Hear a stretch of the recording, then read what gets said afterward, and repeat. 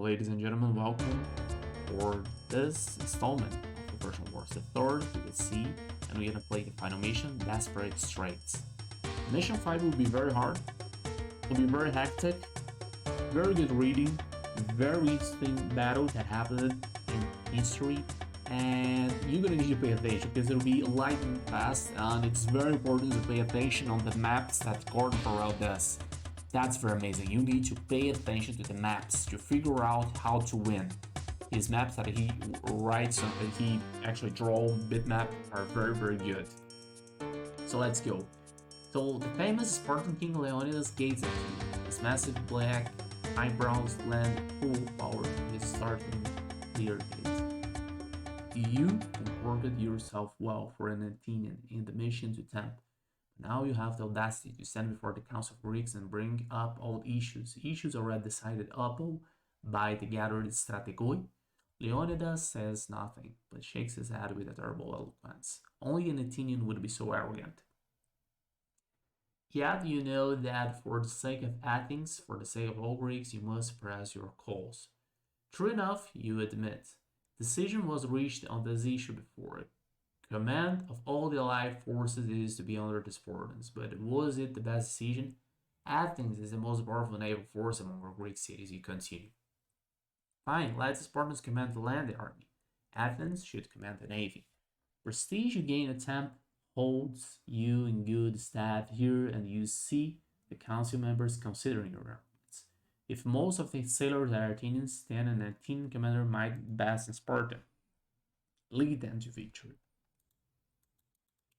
With a patient sign, the Spartans finally agreed to a compromise. The allied forces have chosen to take their stand trireme and phalanx at narrow straits just north of Attica, while Leonidas attempts to hold the coastal pass through which Xerxes must march his army. The allied navy will hold the Euboea Straits west of Artemision. Army and navy must work hand in hand, and the Spartan general Eurybiades has already been given charge of the fleet.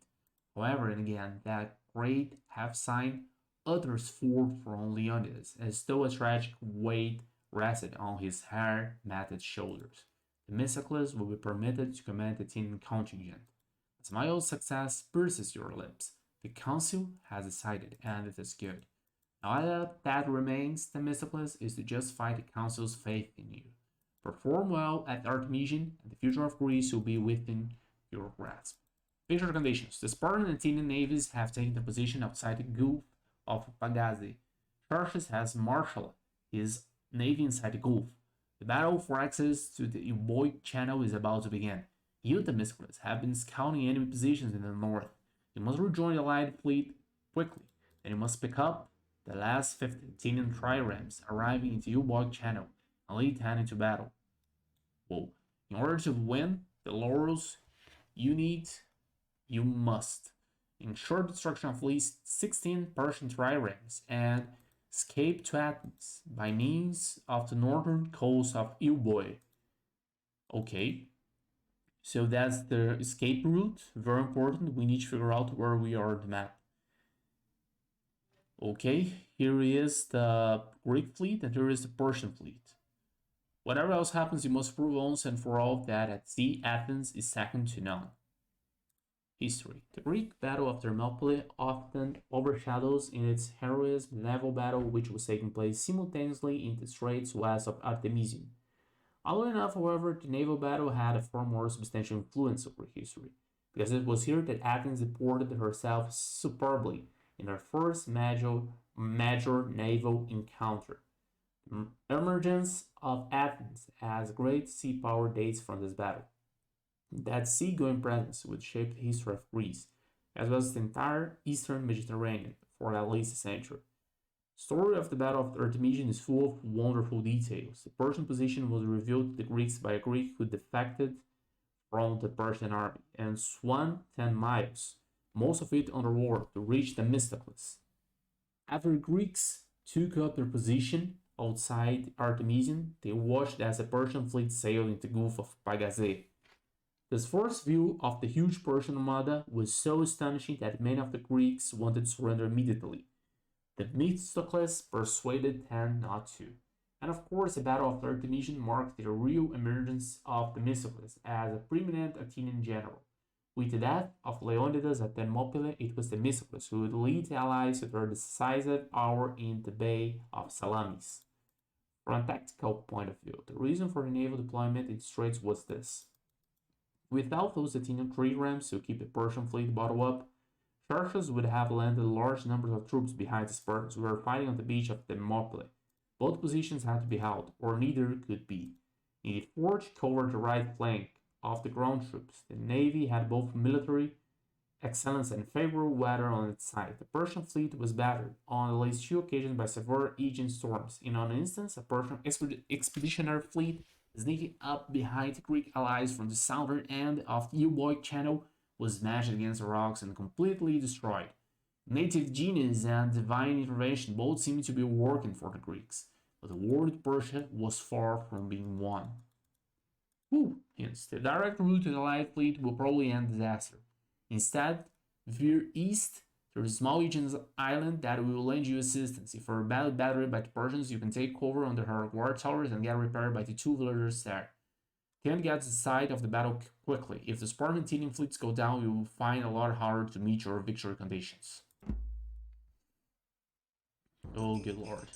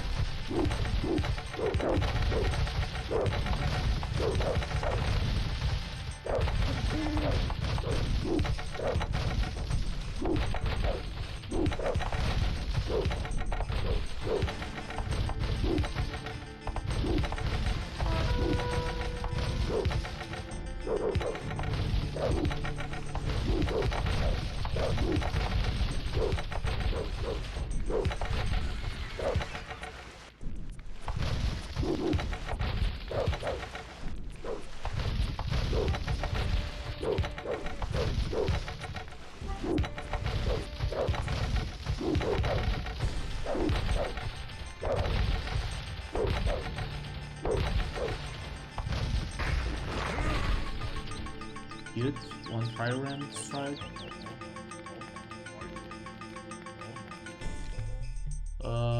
Yeah, let's check our achievements. 10 losses for Xerxes. That's good.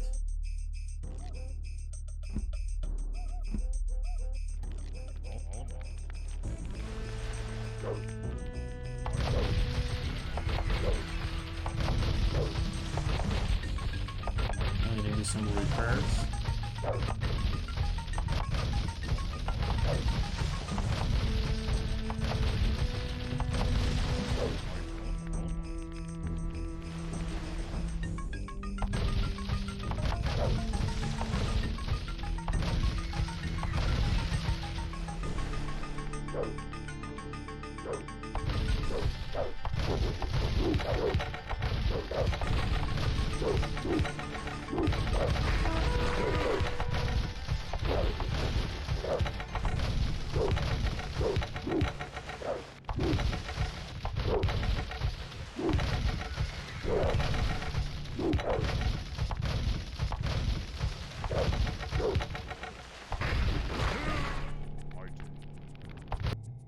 Okay, as you can see, we got 2 defeats. And let me check. Xerxes already lost 19 of their fleet, so that was a lot. And let's check again what are the instructions for. So, destruction of at least 16 Persian triremes, and we must escape to Athens. Escape route is here, and we should go at the coast of Euboea. And that's the trick. You need to destroy enough of these triremes and flee. As you can realize, we lost both of the fleets. We couldn't even reach there. So that's GG. You know, you are still alone. And your fleet is actually over the street. So you need to go find your fleet and then return and kill the triremes. But on the hard, it's so crazy, so hectic, that the Persian fleet gonna go after you and they're gonna attack your allies over here. No matter what you do. Due to that, and also because you need this route where you go find the builders on this lone island, you cannot really reach the fleet, the light fleet, and you cannot get your Gaia units that would go for you, which are the reinforcements that you should command. You actually destroyed them around 16 Persian triremes. It's enough. We got even more than that. We got 19, it's almost 20.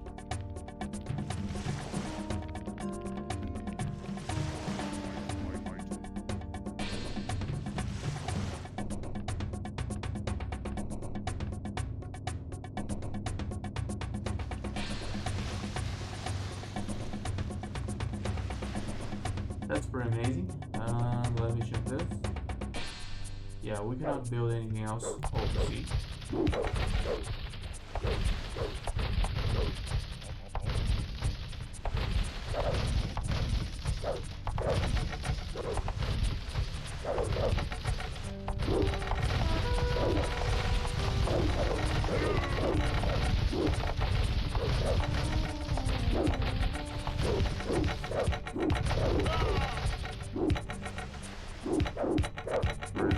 So we need to find a way to avoid them because they're gonna destroy the city now.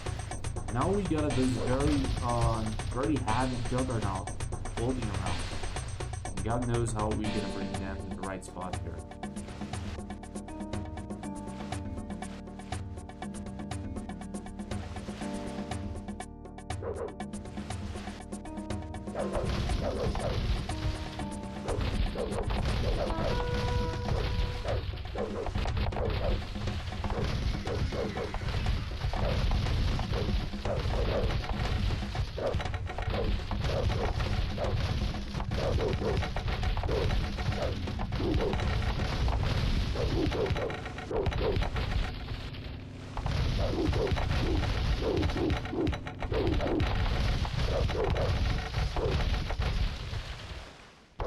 There we go.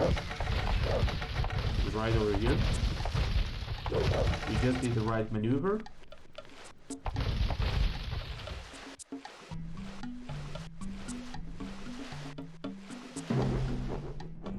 GG, folks.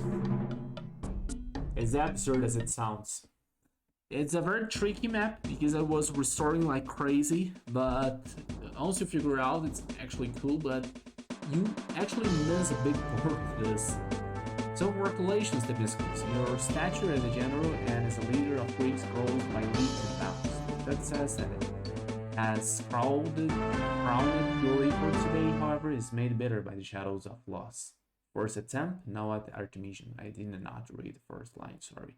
Leonidas, that solid, static, conservative, old opponent of yours, has not fared well at Thermopylae.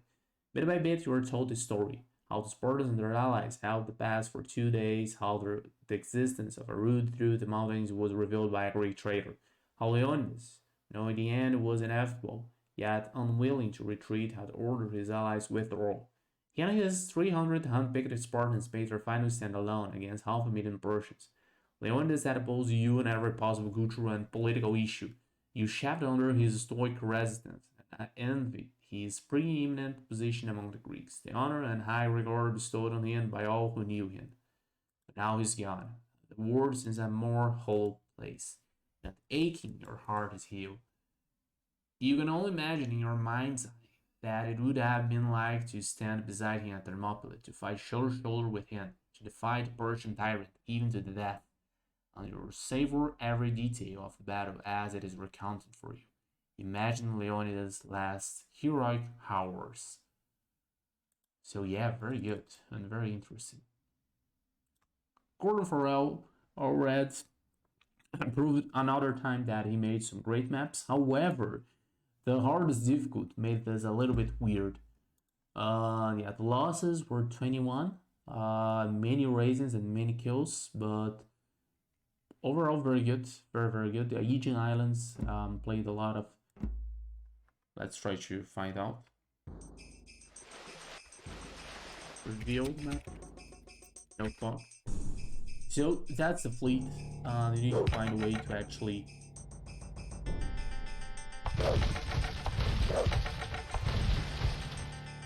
You need to find. You can see that there is a lot of powerful units here. You need to find a way to actually go by here grab these guys, and they actually somehow be very, very good to help you, but God knows how they will be helpful. You see, they start to just mass together, and you simply have no time to reach there. Or maybe you will have, who knows.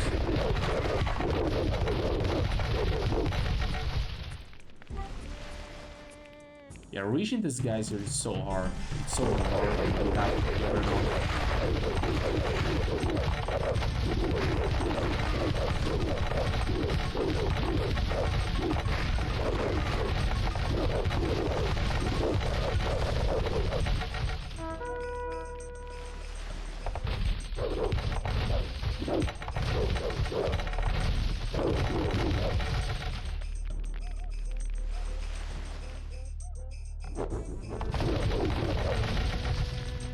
Okay, there we go, some triremes.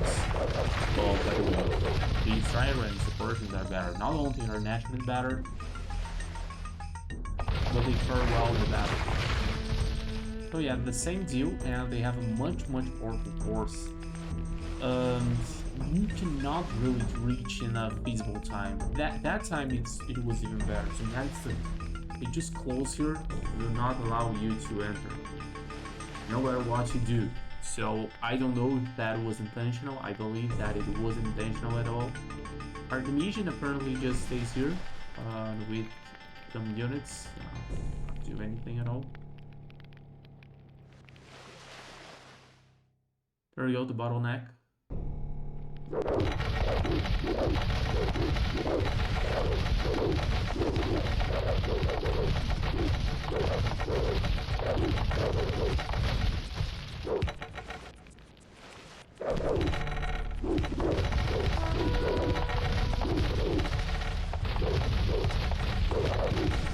As you can see, it's simple, but maybe if you had the possibility of actually using some of your units at the big battle with your allies, and actually fend off or simply not easily reach them. Anyway, at this point, did we get enough kills? Yeah, it's almost. It's just kill one more. You can see.